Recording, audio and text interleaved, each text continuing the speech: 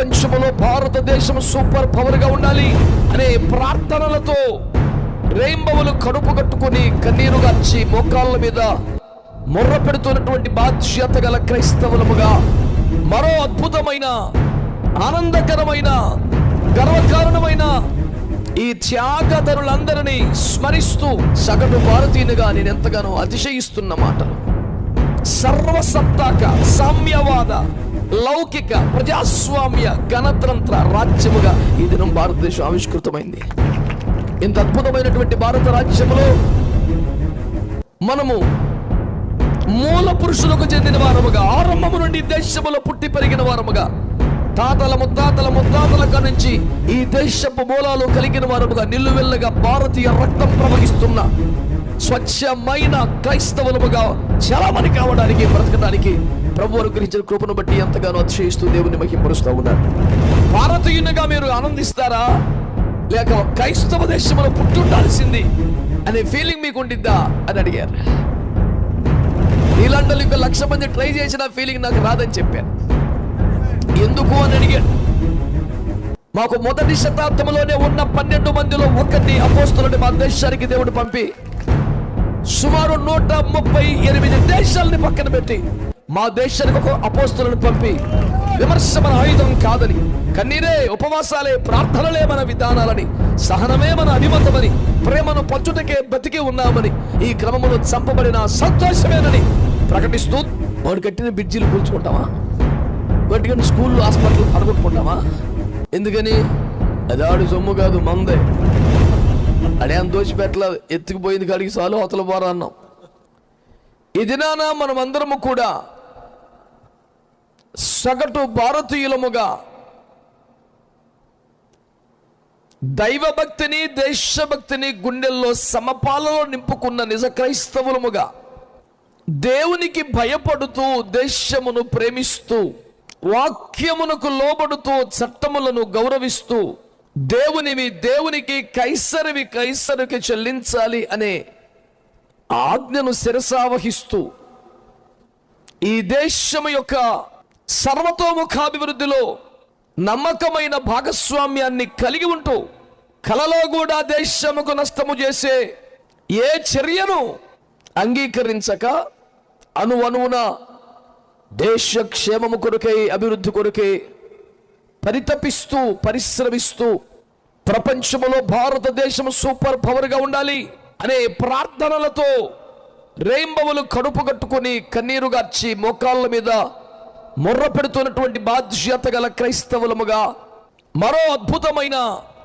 ఆనందకరమైన గర్వకారణమైన ప్రభు చూపిన కృపలకై ప్రభువుని స్తుతిస్తూ ఈ త్యాగధరులందరినీ స్మరిస్తూ వారి స్మృతులు చెరగనివని, అవి చిరస్మరణీయమని, అవి ఎంతో గౌరవాన్ని పొందతగినవని వారికి సవినయంగా గౌరవాన్ని ఆపాదిస్తూ ఇట్టి త్యాగశీలుల, మేధావుల నిస్వార్థ ప్రయాస ఫలితమే ఈనాటి ఈ ఆనందకర సగర్వ భారతమని వారిని బట్టి సంతోషిస్తూ 50 మందికి కూడా శుభాకాంక్షలు తెలియచేస్తూ ఉన్నాం అయ్య విజయపక్షగా. యవన బిడ్డలు కూడా చాలా మంది ఉన్నారు కనుక ఆ పదాలన్నీ గుర్తుండయో లేవోనని నేను జ్ఞాపకం చేస్తున్నాను.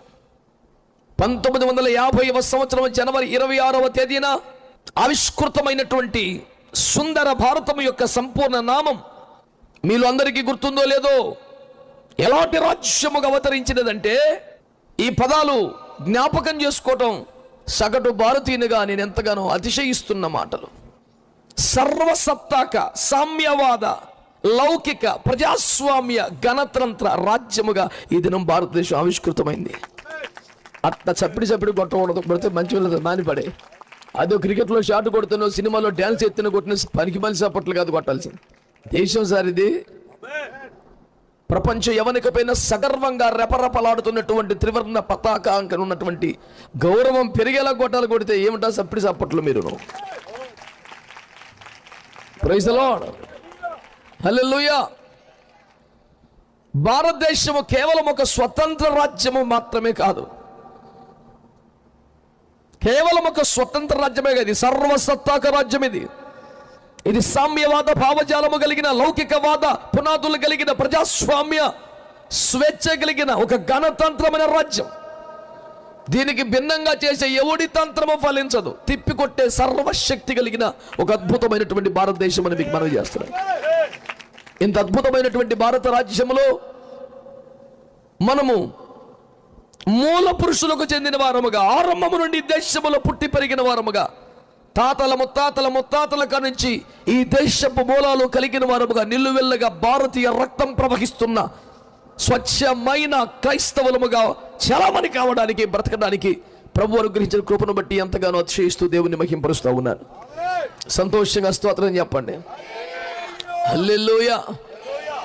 ఓసారి పశ్చిమ దేశాలలో ఓ ప్రాంతానికి వెళ్ళే అవకాశం వచ్చినప్పుడు ఆ వెస్టర్న్ కంట్రీస్ చెందిన ఒక దైవజనుడిని అడిగారు, మీరు మంచి క్రైస్తవులు కదా అని అడిగారు. Of course yes.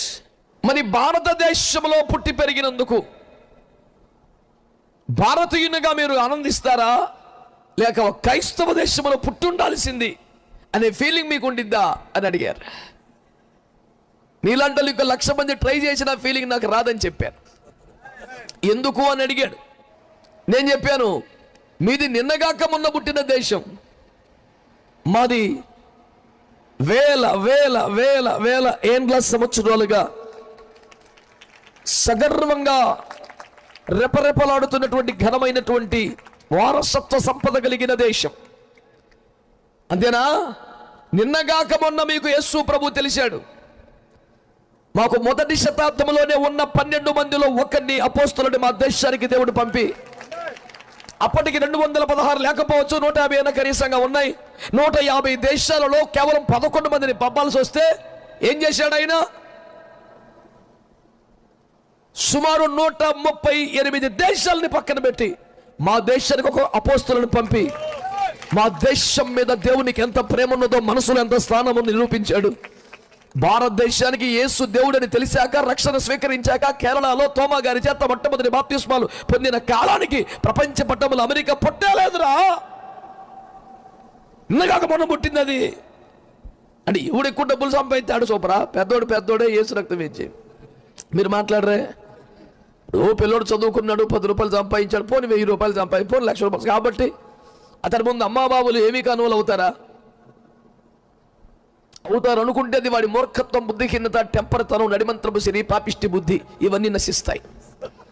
తల్లిదండ్రుల రేంజ్ అలా ఉంటుంది. దేవునికి స్తోత్రం చెప్పొచ్చు. మాట్లాడరే మీరు? హల్లెలూయా.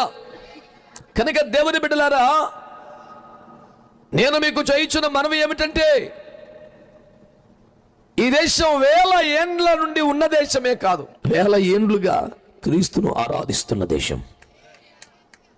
బైబిల్ గ్రంథంలో తూర్పు దేశాలకు ఉన్న ఘనతను గురించి రాస్తూ రాజుల మొదటి గ్రంథము 4:30లో సొలొమోను జ్ఞానాన్ని తోచడానికి కొలబద్ద మరొకటి లేదు, అది తూర్పు దేశముల జ్ఞానముల కన్నా జ్ఞానము కలది, మంచు కన్నా తెల్లనిది.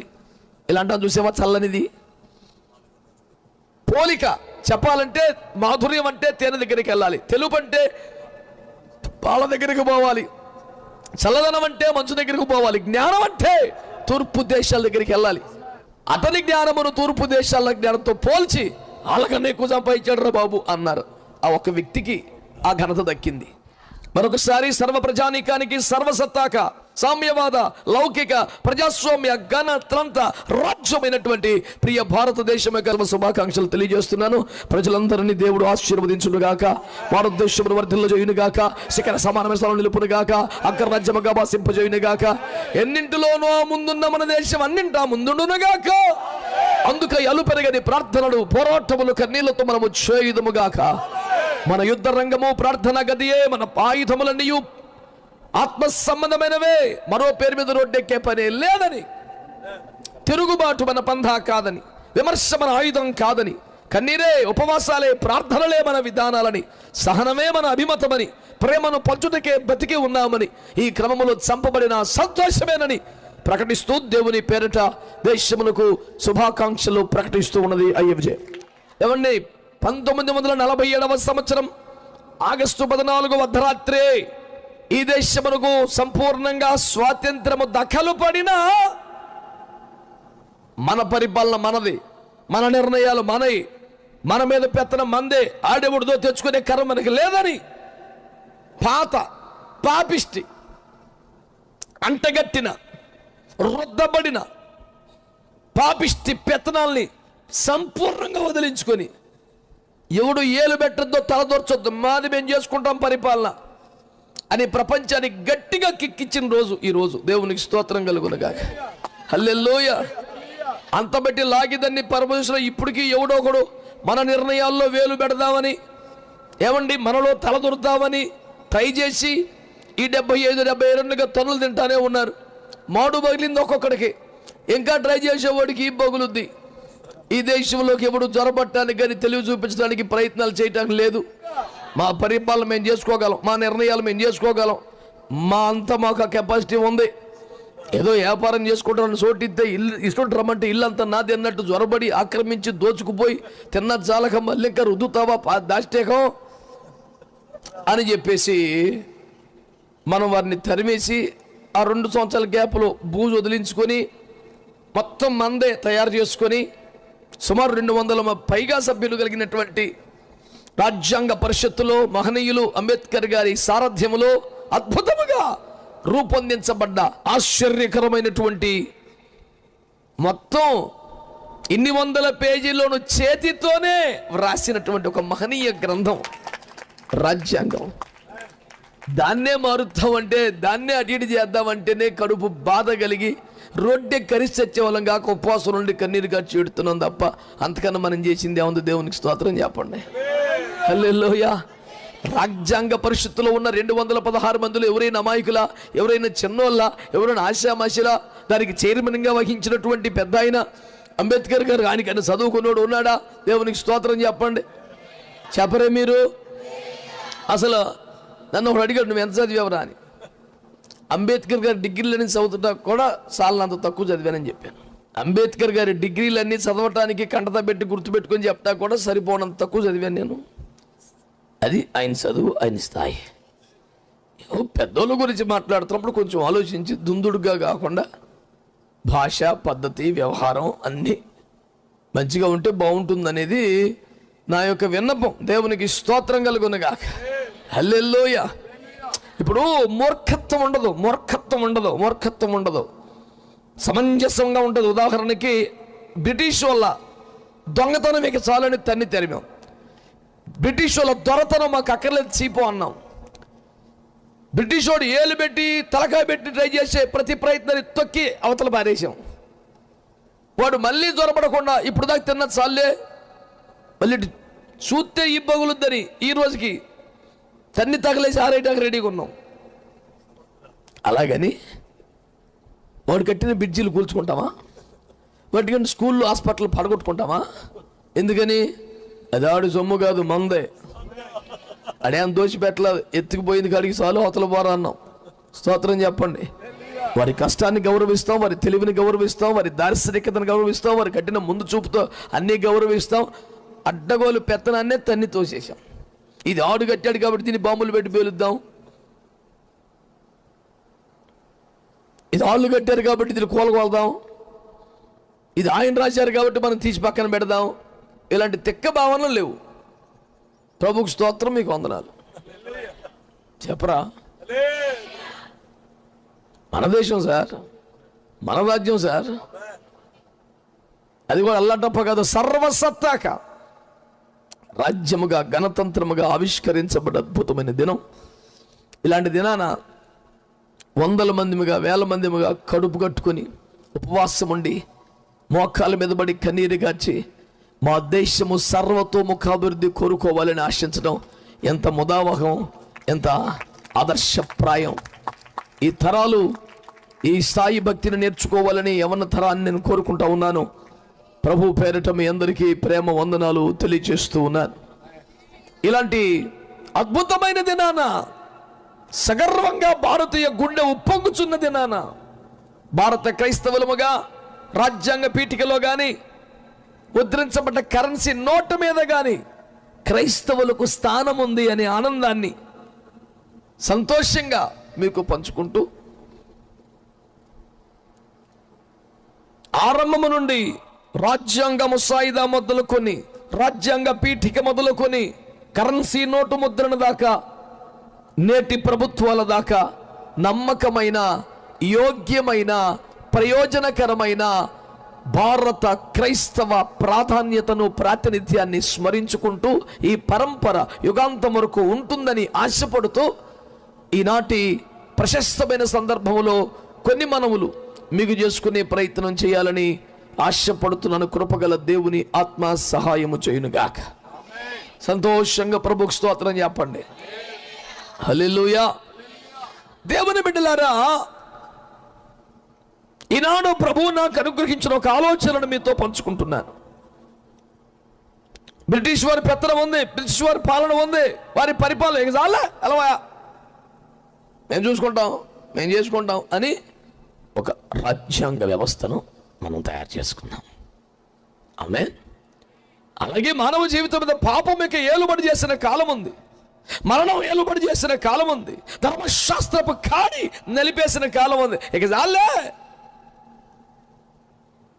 ఆత్మ సంబంధంగా మేము జీవితాన్ని ఆరంభిస్తామని యేసుక్రీస్తు ప్రభుల వారి ప్రాణత్యాగం ఫలితముగా, రక్తధారల పుణ్యమా అని ఈ పాపపు ఏలుబడి నుండి, మరలపు ప్రభుత్వం నుండి, ధర్మశాస్త్రపు కాడి నుండి సంపూర్ణంగా విమోచించబడి దేవుని కుమారులముగా, వారసులముగా మనదైన స్వతంత్ర సర్వసత్తాక ఆధ్యాత్మిక జీవన విధానాన్ని అవలంబించాల్సిన ఒక నూతన యుగంలోనికి అడుగుపెట్టిన సందర్భాన్ని ఈ సందర్భంగా మీ దృష్టికి తీసుకొస్తా ఉన్నాను.